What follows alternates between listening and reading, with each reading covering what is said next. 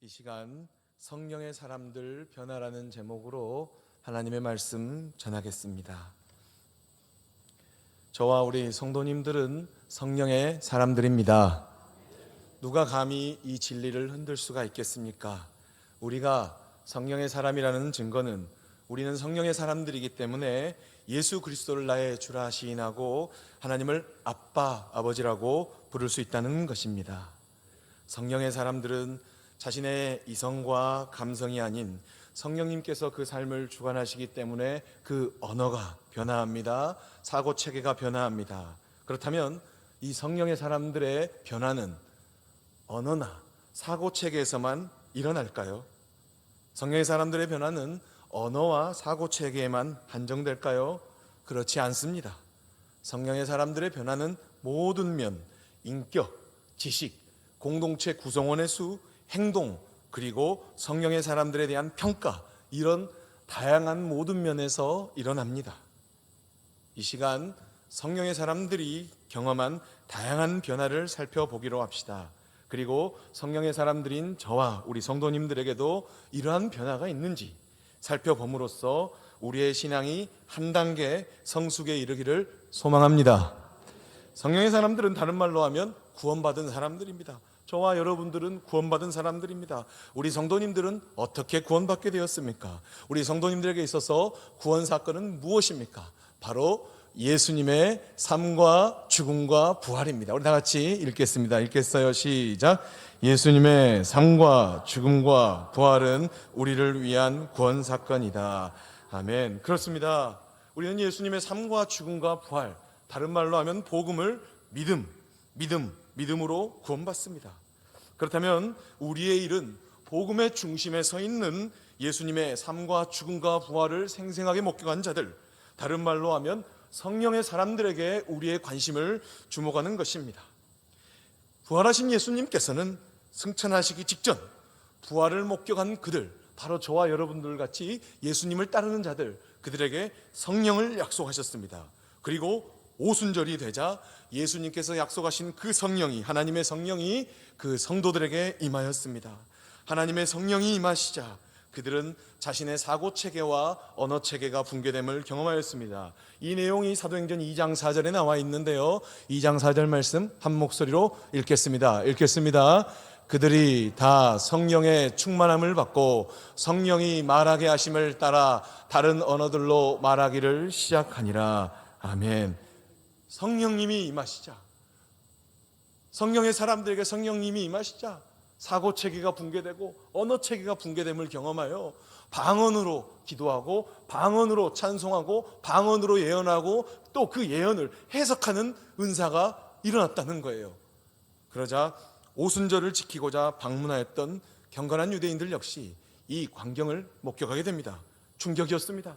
이 광경을 지켜보고 있던 오순절에 모인 수많은 유대인들에게 한바탕 소동이 일어났습니다. 아니, 별 볼 일 없는 유대인들이, 갈릴리인들이 어떻게 흩어진 사람의 언어, 아니 우리야 페르시아에서 살다가 오순절을 지키러 왔는데, 아니 이 북방 아람어나 쓸 수 있는 사람이 어떻게 우리 페르시아 언어로 기도를 한단 말인가? 아니 어떻게 스페인 언어로 기도를 한단 말인가? 아니 어떻게 아르메니아로 기도를 한다는 말인가?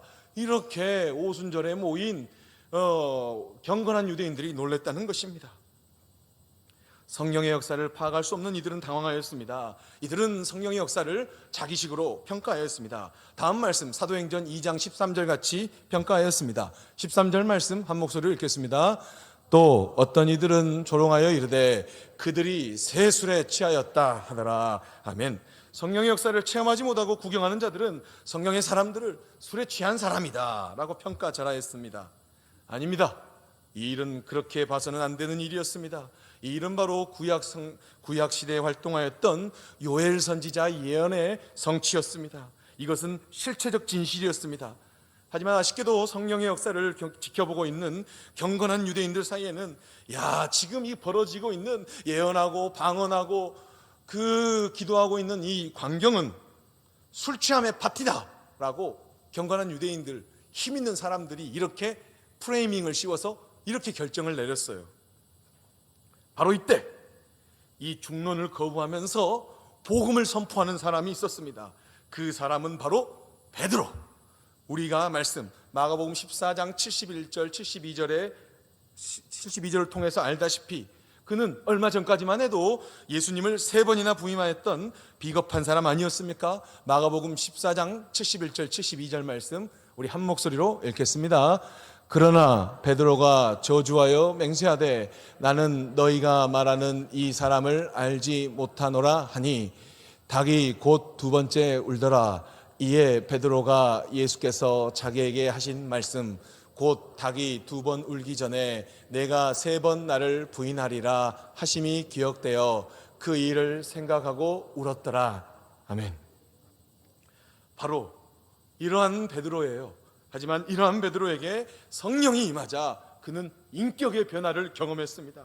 그는 비겁한 사람에서 용기의 사람으로 변화되었습니다. 이렇게 비겁한 사람에서 용기의 사람으로 변화된 성령의 사람 베드로의 설교가 이제 이어집니다. 이 베드로의 설교는 복음의 핵심을 잘 보여줍니다. 지금은 제3시 9시로 아침 9시로 술을 마실 시간이 아니지 않느냐. 지금 이 상황은 선지자 요엘을 통하여 예언한 말씀 요엘서 2장 28절 이하의 말씀이 이루어진 것이다. 너희들도 이미 알다시피 하나님께서 나사렛 예수를 통하여 너희 가운데 큰 권능 무수한 기적을 표적을 보이지 아니하였느냐. 이와 같은 사실에도 불구하고 너희들은 너희 욕심에 끌려서 율법 없는 자들의 손을 빌려서 나사렛 예수를 죽였다. 하지만 하나님께서는 그를 사망의 고통에서 풀어 살리셨으니 이는 그가 사망에 매여 있을 수 없음이니라. 너희가 그토록 마음속에서 깊이 존경하는 다윗 왕 역시 선지자로서 말씀 시편 16편 8절 말씀 이하 가운데서 예수 그리스도의 부활을 예언하지 않았느냐. 그래서 예수 그리스도의 부활은 필연적인 일이다라고 강력하게 선포했어요. 베드로는 이렇게 복음의 핵심을 잘 보여주는 설교를 외쳤습니다. 그리고 이어지는 2 말씀을 외치며 자신의 선포의 결론을 내립니다. 32절 33절 다 같이 읽겠습니다. 읽겠어요. 이 예수를 하나님이 살리신지라 우리가 다 이 일의 증인이로다. 하나님이 오른손으로 예수를 높이심에 그가 약속하신 성령을 아버지께 받아서 너희가 보고 듣는 이것을 부어주셨느니라. 아멘. 너희가 지금 목격하고 있는 방언 기도, 방언 찬송, 예언의 말씀, 예언의 해석 이런 것들은 지금 술 취한 것이 아니라 하나님께서 오른손에 하나님의 오른편에 있는 예수께서 약속하신 성령을 부어주신 광경을 너희들이 지금 보고 있는 것이다 라고 베드로가 외치고 있습니다. 너희가 십자가에 못 박은 이 예수를 하나님이 주와 그리스도가 되게 하셨느니라 라고 베드로가 외치십니다. 이러한 베드로의 강력한 선포가 들렸습니다. 이 광경을 지켜보던 사람들은 의아했습니다. 아니 얼마 전까지만 해도 예수님을 대중 앞에서 3번이나 부인하였던 사람 아닌가? 저 사람은 그 마가복음 14장 71절 72절을 보면 나사렛 예수를 저주받을 사람이다 라고 말하면서 공개적으로 부인한 사람 아닌가? 그런데 지금 이 베드로가 하고 있는 외침이 자기에게 얼마나 지금 위험한 일이 되는지를 모르는가? 아니 도대체 무엇이 저 베드로를 변화시켰는가? 이런 의문이 들었다는 거예요. 그러나 그들이 이러한 이에 대한 답을 찾기도 전에 목숨을 건 강력한 선포 앞에, 아니 성령이 충만한 베드로 앞에 어떤 이들은 양심이 쿵쾅쿵쾅 거리면서 요동쳤다는 것입니다. 37절 말씀, 우리 베드로의 선포를 들은 회중의 반응입니다. 우리 다 같이 읽겠습니다. 그들이 이 말을 듣고 마음에 찔려 베드로와 다른 사도들에게 물어 이르되 형제들아 우리가 어찌할꼬 하거늘. 아멘. 베드로가 복음을 선포하자 성령의 사람 베드로의 외침에 어떤 사람들은 양심이 요동칩니다. 양심이 요동쳐요. 영혼이 요동칩니다. 그들의 영혼에 변화가 일어났습니다. 이때 베드로는 그들에게 회개를 요구합니다. 그리고 그 회개의 증표로 예수 그리스도 이름으로 세례를 받을 것을 말합니다. 그러면 너희들이 성령을 선물로 받을 것이다. 이 내용이 사도행전 38절에 2장 38절에 나와 있습니다. 다 같이 읽겠습니다. 베드로가 이르되 너희가 회개하여 각각 예수 그리스도의 이름으로 세례를 받고 죄 사함을 받으라. 그리하면 성령을 선물로 받으리니. 아멘. 우리가 어찌할꼬?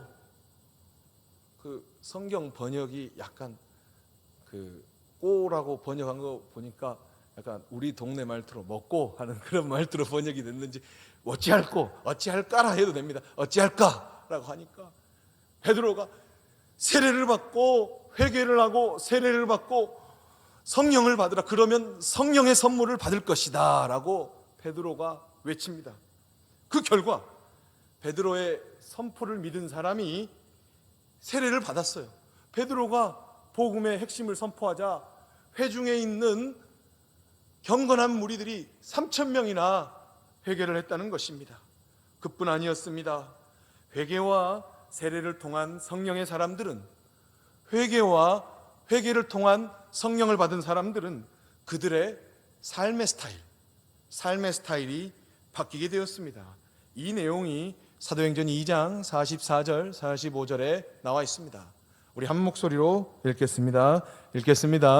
믿는 사람이 다 함께 있어 모든 물건을 서로 통용하고 또 재산과 소유를 팔아 각 사람의 필요를 따라 나눠주며. 아멘. 성령의 사람들이 되자 삶의 스타일이 변하게 되었어요. 그래서 이렇게 성령의 역사는 자신의 삶의 스타일, 성령의 사람들의 삶의 스타일을 바꾸었습니다. 성령의 사람들은 물질의 지배를 받는 삶에서 영의 지배를 받는 사람으로 변화하였습니다. 그래서 자신의 재산과 소유를 헌금할 수 있게 되었다는 것입니다. 헌금은 은혜이자 축복이고 또 동시에 결단이 있어야 할 수 있는 축복받은 선물입니다. 헌금하기가 너무 힘들어요. 어려워요.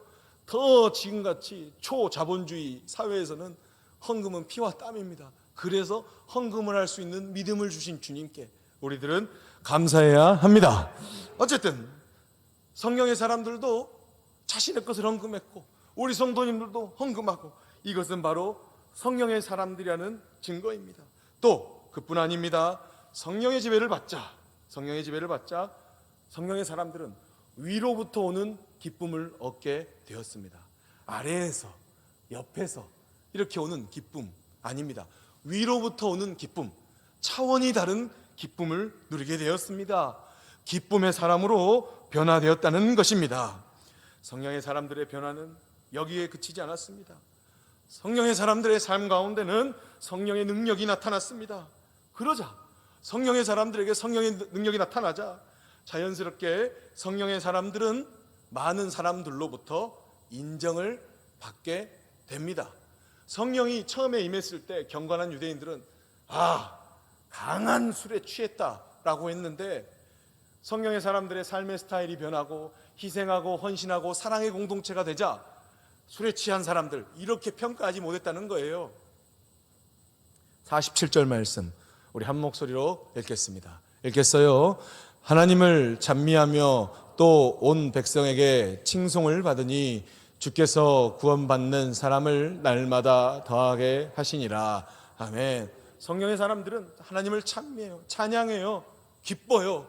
그리고 또 칭찬받아요. 성령의 사람들은 칭찬받아요. 그러자 주께서 구원받는 사람들을 날마다 더하게 하셨다 라고 말합니다.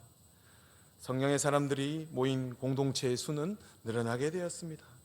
수가 작은 공동체가 많은 무리의 공동체로 변화하는 거였습니다. 그렇습니다.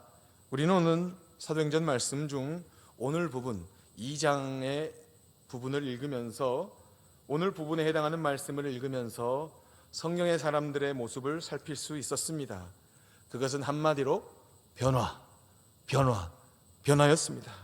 성령의 사람들은 인격의 변화, 지식의 변화, 베드로의 지식이 변화했어요. 베드로의 지식이 땅의 지식이 아니라 영의 지식으로 변화했기 때문에 영의 지식을 가지고 복음을 선포했지요. 그리고 공동체 구성원 수의 변화, 그리고 행동의 변화, 그리고 성령의 사람들에 대한 평가의 변화, 이런 변화를 경험하였습니다. 베드로는 성령이 임하자 비겁한 사람에서 용기의 사람으로 변화하였습니다. 더욱더 엄밀하게 말하면 베드로는 현실적인 사람에서 초월적 사람으로 변화하였습니다. 베드로에게 성령이 임하자 복음에 대한 지식이 올바로 교정되었습니다. 복음에 대한 지식이 변화했다는 것입니다. 성령의 사람 베드로의 설교를 듣고 3,000명이나 회개하였습니다. 3,000명이 변화하였다는 것입니다. 그 결과 공동체 구성원이 3,000명이 늘어났다는 것입니다. 그리고 그 복음을 듣고 변화된 사람들은 행동의 변화를 경험하였습니다. 자신에게 있어서 가장 귀한 것을 초대교회, 초기교회 공동체에 드릴 수 있었습니다. 이것으로 공동체 구성원 가운데 연약한 사람들을 도왔습니다. 자연스럽게 성령의 사람들이 모인 공동체는 사랑의 공동체가 되었습니다. 그리고 마음을 같이하여 서로 모이기를 힘썼습니다. 성령의 사람들에 대한 변화가 일어났습니다. 평가의 변화가 일어났습니다. 이제 그 어떤 사람도 성령의 사람들에 대하여 술에 취한 자들, 새 술에 취한 자들이라고 평가할 수 없었다는 것입니다. 우리 교회 공동체의 구성원들 역시 성령의 사람들이기 때문에 이러한 변화가 있어야 되지 않겠습니까? 우리의 신앙생활 가운데 이러한 변화가 있기를 갈망합시다. 이러한 변화가 있기를 구합시다. 이러한 변화를 경험하는 성도님들 되시기를 주 예수 그리스도의 이름으로 축원합니다. 오늘 말씀 세 가지로만 요약하겠습니다. 우리 1번 한번 다 같이 읽겠습니다. 읽겠어요. 시작. 우리의 언어 체계와 사고 체계를 뛰어넘는 성령의 역사. 1번만 읽으면 됩니다. 2번, 3번 읽으면 금방 끝납니다. 1번 읽고 언어 체계와, 근데 거의 종결이 된 겁니다. 근데 언어 체계와 사고 체계를 뛰어넘는 성령의 역사. 성령님의 역사는 우리의 언어 체계. 우리가 부정적인 말하면 부정적인 말을 통해서 역사하기를 원하는 땅의 공중의 권세 잡은 자의 입대로 될 수도 있어요. 그러니까 그런 말 하는 게 아니고 항상 긍정적인 말, 칭찬하는 말, 격려하는 말, 사랑하는 말, 이해하는 말을 해야 된다고 전의 부분에서 살핀 것 같습니다. 우리의 언어 체계와 사고 체계를 항상 성령님께서는 뛰어넘습니다. 그 성령님께서 우리의 언어 체계와 사고 체계를 극복하게 해달라고 무한한 축복, 무한한 기대, 무한한 소망을 가지면서 사는 저와 여러분들 돼야 하겠습니다. 두 번째, 2번 읽겠어요. 시작. 회개로부터 시작되는 성령의 역사. 우리 성령의 사람들이에요. 이미 성령님 우리 가운데 역사하시고 크게 역사하시고 그렇습니다. 하지만 성령의 역사는 분명히 오늘 사도행전 텍스트 안에서는 회개로부터 시작되었다. 성령의 역사, 계속해서 우리가 매일매일 경험해야 하는 이 성령의 역사, 우리가 매일매일 회개해야 돼요. 매일매일. 주님, 저 별로 잘못한 건 없는 것 같은데요. 성령님의 역사를 위해서 하여튼 제 죄를 알게 해주십시오. 이렇게라도 기도하면서 계속해서 간구할 때 우리가 강력한 성령님의 역사를 경험할 수 있습니다. 성령의 역사는 회개로부터 시작합니다. 3번 읽겠어요. 시작. 성령의 사람들에게 일어난 다양한 변화. 여기까지요. 성령의 역사는 다양한 변화를 가져왔어요. 나는 성령 충만한데 나는 내 삶의 스타일이 그대로야. 그럴 수도 있어요. 하지만 변화하면 더 좋고 평가도 좋아지고 또 가족관계에서도 부드러워지고 또 교회에서도 상호간에 편안해지는 이런 역사도 경험할 수 있습니다. 성령의 사람들에게 일어난 다양한 변화, 인격의 변화, 베드로의 인격의 변화, 지식의 변화, 땅의 지식이 아니라 영의 지식을 경험하고 공동체 구성원 수. 제가 고등부 학생하고 신방을 하면서 한 33명이 어쩌려고 갑자기 많이 나왔어요. 그래서 야, 우리 왠지 80명 될 것 같지 않느냐? 그렇진 않는데요, 목사님. 이렇게 말하더라고요. 그러나 그것도 사실이에요. 아주 정밀한 사실이에요. 그렇지 않느냐고 동의해도 동의 안 하는 게 상식적인 젊은 세대예요. 어쨌든 공동체 구성원 수, 그리고 행동의 변화. 행동의 변화가 무엇입니까? 귀한 헌금, 피와 같은 그 헌금을 드릴 수 있는 것, 이것도 엄청난 변화입니다. 세상 사람들이 이걸 보면 뭐고 왜 그러노? 이렇게 말할 수 있지만 성령님께서 함께 하시기 때문에 감사함으로 헌금을 드릴 수 있는 것, 초대교회의 모습이고 우리 교회의 모습입니다. 그리고 성령의 사람들에 대한 평가가 나쁜 사람들이 나쁘다고 하는 것은 아무런 상관이 없어요. 하지만 성령의 사람들이 보기에 좋지 않다, 평가받으면 좋지 않은 겁니다. 우리들이 적어도 교회 공동체, 보편교회의 구성원으로서 정말로 인정받는 성도들, 그러한 성도들이 되게 해달라고 우리 주님의 이름으로 간절히 기도하고 그런 성도가 되시기를 주님의 이름으로 부탁합니다. 우리 찬양해요. 이번에 찬양은 성령이 오셨네. 우리 다 같이 복음성가인데요, 성령님의 이미 우리에게 오신 성령님을 찬양합시다.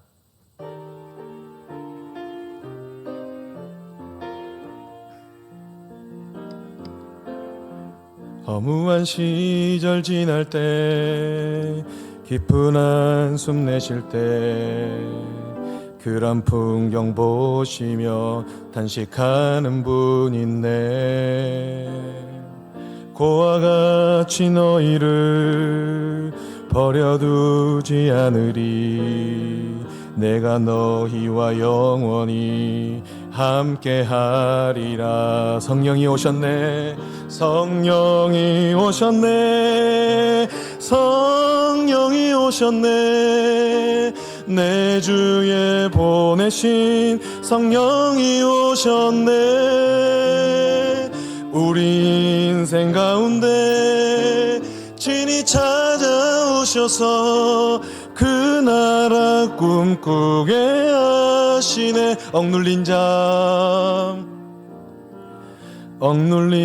자 갇힌 자, 자유함이 없는 자, 그런 저가 되시는 성령님 계시네.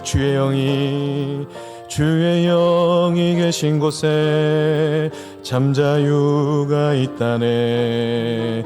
진리의 영이신 성령이 오셨네. 성령이 오셨네. 성령이 오셨네.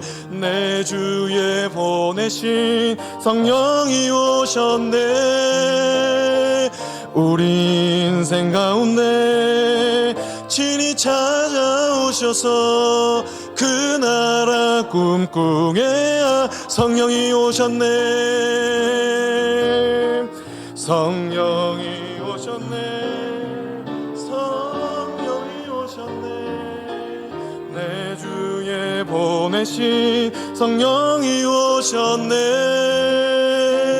우리 인생 가운데 친히 찾아오셔서 그 나라 꿈꾸게